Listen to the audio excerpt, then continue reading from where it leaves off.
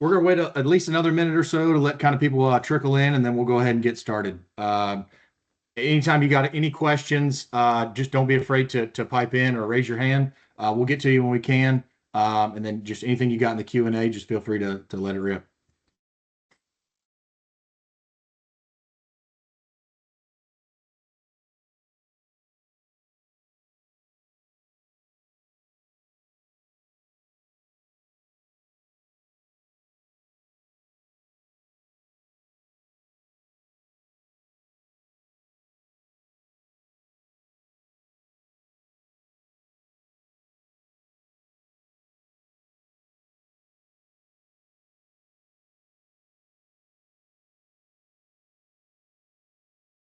All right, so we're going to go ahead and get started. My name's Spencer Weitzel. I'm the East Coast Territory Rep for Capstan.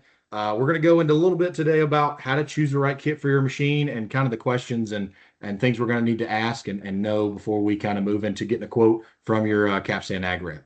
So first, we're going to just talk a little bit about the information we're going to need when we get started, in the discovery process. Is Capstan right for you? And the questions we need to ask to get down the road towards a quote. So first and foremost, we're going to need to know the make of the machine. So you obviously the manufacturer. The next is going to be the model, and then the model year as well is going to be very important. And then we look at boom configuration. And what I mean by boom configuration, we're talking about nozzle spacing and boom width and stuff like that. So a little bit about Capstan's kit structure for PinPoint 3 and some of the other platforms we run. We break it down into three parts. We have a chassis kit, which we're going to need the make and model for. After that, we're going to figure out the boom kit, which is going to be boom width and nozzle spacing. And then we're going to choose our valves as well as our nozzle bodies and stuff like that. Along the way, we're going to kind of highlight a few things of information that are absolutely crucial for getting the correct kit on the sprayer that you're talking about. And we'll go through those as they come up. So a little bit here, these are our manufacturer platforms that are available for current brands that are in production. So we've got AGCO, Rogator, Fendt, up to new, and then we've got Case IH, Miller, New Holland, as well as John Deere and Hagie. Plenty of other manufacturers on that list, but we'll get to talking about those a little bit later. So when we get to talking about chassis kits, which is the first step in our kit building process, we're going to look at just some of the date ranges and some of the models that we offer just in platform kits, which are the easiest way to get from a quote to an order or anywhere in between. So right at the top, we're working with Case IH from model year 2008 all the way up to the present 50 series machines. The AGCO B series Rogators all the way up into the brand new Fendt machines that are rolling off the factory floor today.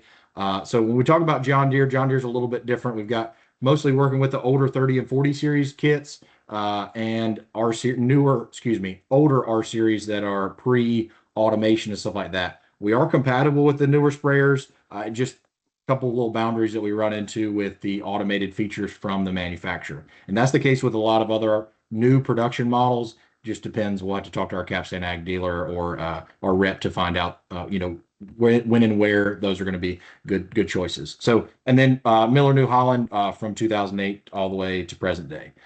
After we've got our chassis kit figured out, we roll right into the boom kit, the second portion of our kit structure.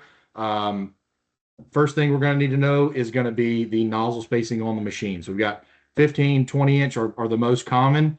Some of the other spacings we work with pretty frequently are 10 and 19 inch spacing, kind of in the Delta area.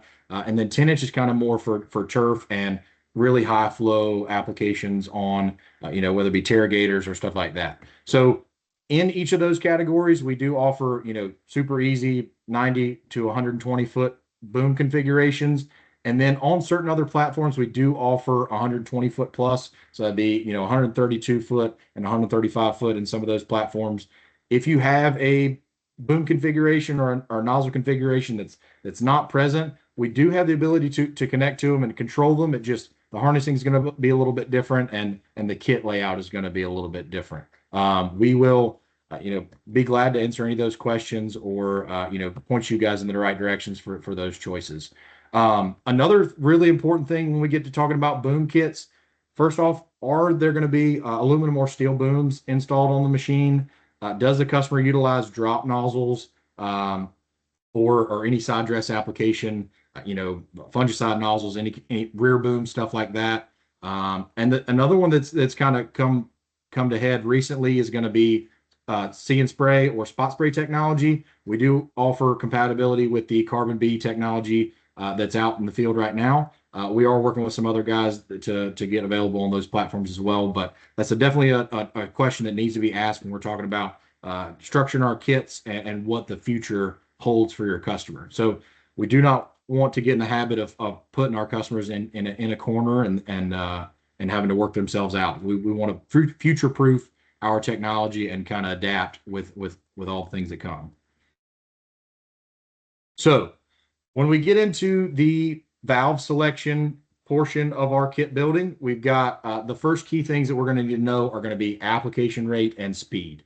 Once we kind of determine that, important things to note with application rate and speed. If we are utilizing any kind of dribbling system drop nozzles, like I said before, that's definitely going to affect this conversation, as well as, if the customer is running these speeds and rate ranges right now, is that something they're happy with? Would they want to run faster? Do they want to run slower? All while maintaining the same pressure and gallon per acre and all those things that we already do correctly. So the kind of the split between our high flow and our low flow series valves, which are our 1.5 gallon per minute valves, and then our 2.4 gallon per minute valves is obviously going to be your flow and speed characteristics of the customer that's applying the product. Normally the cutoff for those two is if everything application rate wise is below 15 gallons an acre almost all the time, the 15 series valve is going to hit everything that they need to know, or everything they need to apply, excuse me. And then when we moved into the 24 series valves, if the customer is thinking about running drop nozzles or anything like that, the wider the nozzle spacing, the more we're going to need that 2.4 gallon a minute. And then once we work down the graphic here, we break it down into each nozzle body that we have kits for. So obviously we're working with ARAG, T-Jet, Wilger, and then as well as ARAG High Flow. The brands that we're working with under each one are going to be, so for the AGCO and Fendt brands, majority of the time these guys use ARAG bodies. When we go into the newer Apache styles, we're looking at ARAGs as well as some of the Case IH and older John Deere machines.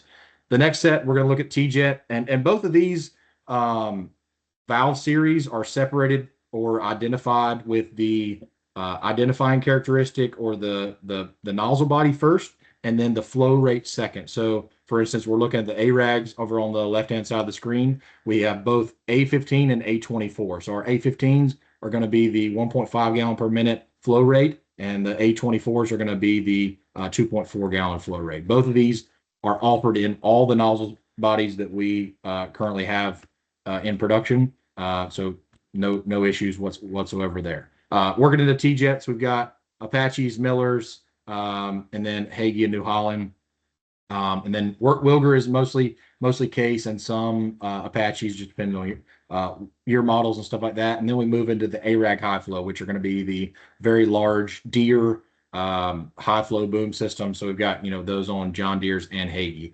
When we talk about just walking up to a sprayer, if a customer has an existing sprayer or with capstan, use possibly a legacy system or anything like that, the easiest way to tell valve identification is going to be that stem on the coil. So we've got two different color stems that we associate with each of the valves we produce. So with the blue 24 series valves, the stem is going to be blue, and then with the 1.5 gallon per minute 15 series is going to be a black stem. So very helpful just to quickly identify what the customer's running. Another thing, if you come up to a machine that has an existing system, whether that be PinPoint 1, PinPoint 2, or anything prior, if we're looking at mix match nozzles and stuff like that, we definitely want to get away from any of that application. All right. So when we talk about PinPoint 3 and our compatibility with the machines that are on the market, whether that be new and used, we do have a couple requirements. And the utmost importance is going to be the isobus display. And not only does it need to be isobus, it needs to be able to do task control function. So if the task control function is not unlocked, we will need to do that prior to installing PinPoint 3. Another couple things that you may incur with the isobus display that is either in the cab or the customer is looking at buying.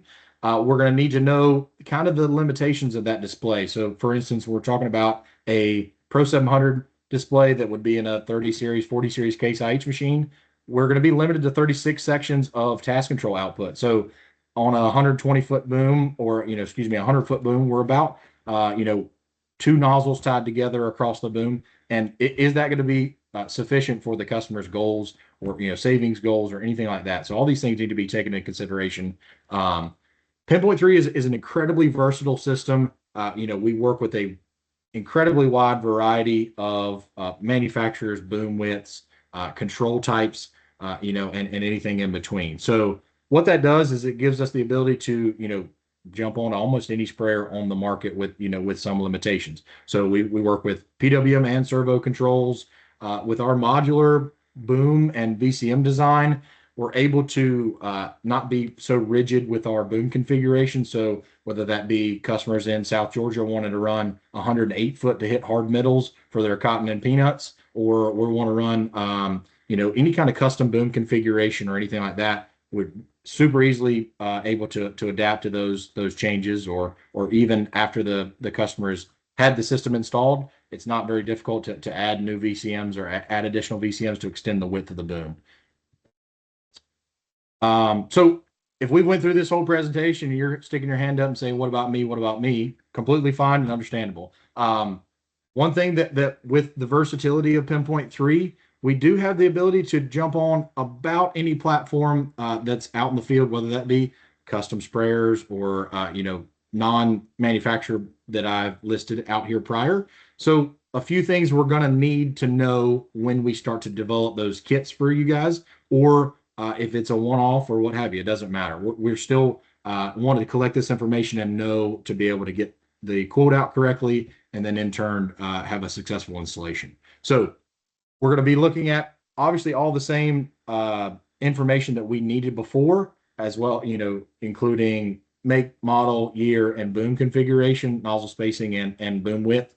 A few other things that we're going to need to know is going to be like your nozzles per section, obviously the control valve type, and then a lot of distances from where the hub or the centralized location in the center rack of the machine is. So we're going to need to know, distance of pressure sensor, distance of flow meter, distance of the control valve. Is there isobus tie-in on the back rack, or are we going to have to go to the cab, or are we pulling a tow behind implement with a hitch? Or do we need a hitch connection and things like that? All these are great information points that we need to get when we're creating a custom kit or a one-off or what have you. If you guys as dealers or customers have multiple units that are going to replicate almost exactly, or with a couple boom configuration changes, we would be able to develop a platform kit for you guys. Should be no problem at all. Just need all these information, and we should be able to get that quote out to you and replicate it when you guys have a continual sale in the future. So when we're talking about our boom chassis valve kits, anything like that, I'll kind of refer back to our Q&A last week, and then Rob before. Our website is an incredible resource for being able to find information for new platforms, or old platforms, install kits, install instructions, part breakdowns, tech tip videos, and everything in between. Our marketing team has done an incredible job with our website, and it is a great resource for dealers, customers, and anybody that's curious about the products. We have great tech tip videos, as well as testimonials and things like that. We're really proud of our customers and how we present to the world, and our website is a great resource for any information that you guys may need or want at any point in time during the sales process or the discovery phase. So first off, we started with available manufacturing kits that we offer, we are also proud to partner with a lot of sprayer manufacturers that are out in the world today that sell sprayers. So to get information on those sprayers specifically, we're going to ask you to go to the uh, excuse me. We're going to need to go to the local dealer for the equipment manufacturer, and each one of those is listed below. So we've got Fast Ag Systems, we've got Equipment Technology, which is Apache, we've got Ag Trucks and Equipment, and we've got Oxbow as well as Bateman in the UK. All these guys offer the same performance that we do on the manufacturing kit level. No changes. These guys just installed the factory. So when you call up Fast and say, "Hey guys, I'd like to talk about a PinPoint 3 kit," they're going to point you right in the right direction, and that machine's going to come installed with the kit already on it. It's a great solution for any of the options that are above. So up next, we're going to be talking a little bit about in the next couple weeks legacy system upgrade. Sean Flock is going to be performing that webinar, and then talking about trade-in options and compatibility tips. And then Derek is going to be following up our season end push with financing, delivery, and closing big deals. There were a couple questions that popped up. I believe they got answered. If you guys have any questions or anything like that, yes, the website is in fact completely public. All of our videos, all of our install documentation, anything like that is full view for the public. No limitation for you guys there. As well as any service issues that may have been mentioned last week. There's videos, and will continue to be videos on through this summer series about the tech tip videos, as well as videos on YouTube, as has been mentioned in the comments, and just a vast amount of information that's available to you guys. Parts breakdowns, the whole 9 yards are all there. And if you guys are looking for something you can't find it, feel free to reach out to a Capstan Ag dealer or a Capstan rep for guidance on that, and we'd be happy to help. If anybody's got any questions, feel free to chime in. This webinar is pretty cut and dry, straightforward.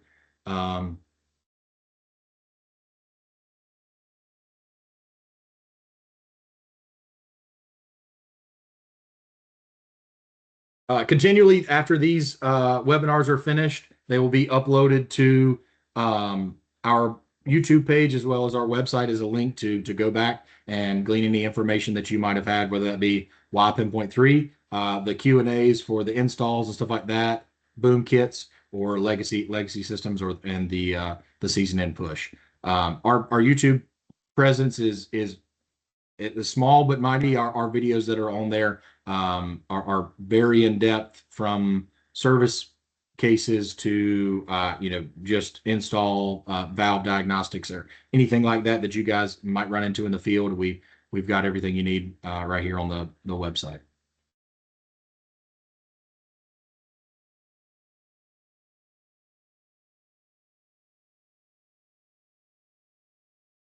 So Corey, got your message right here.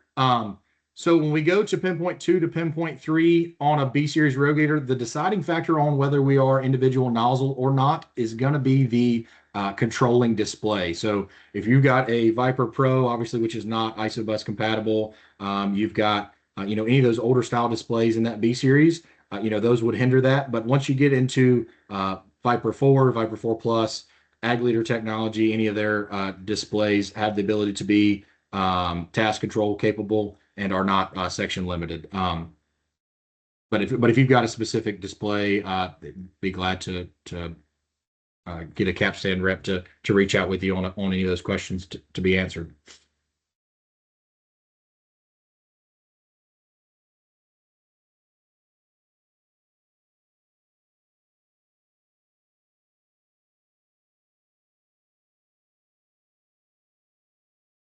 And like I said before, just because we didn't talk about your platform in this presentation does not mean we are not able to install a PinPoint 3 on your sprayer or your turf sprayer, your pull behind sprayer, your air blast orchard sprayer.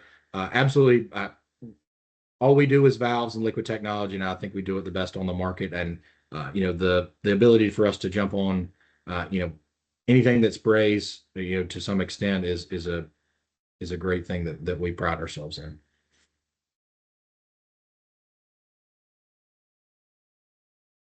Okay, with no more questions rolling in or no hands raised, um, I think we're going to conclude the How to Choose the Right Kit webinar. If you've got any questions, feel free to reach out through the website or call your Capstan Ag rep. There's a map of who your local rep is on our resources tab or our contact tab. Feel free to reach out and we'll be glad to help you any way we can. Thanks for attending.